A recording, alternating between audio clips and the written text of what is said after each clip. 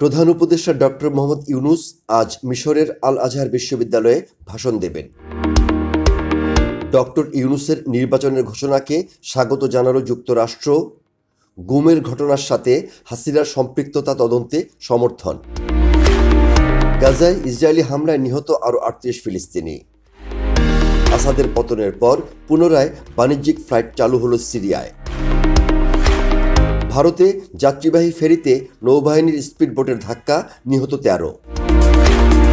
পদ্মা সেতু হয়ে খুলনা বেনাপোল রুটে ট্রেন চলাচল শুরু ২৪ ডিসেম্বর।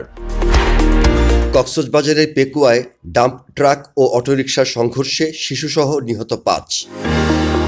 গাজীপুরে ডাম্প ট্রাক চাপায় নারীর মৃত্যু, ট্রাকে আগুন দিল জনতা।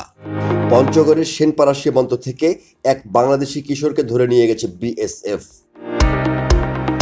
মেক্সিকোর পাজুকা এফসিকে হারিয়ে রিয়াল মাদ্রিদ জিতল আন্তঃমহাদেশীয় কাপ।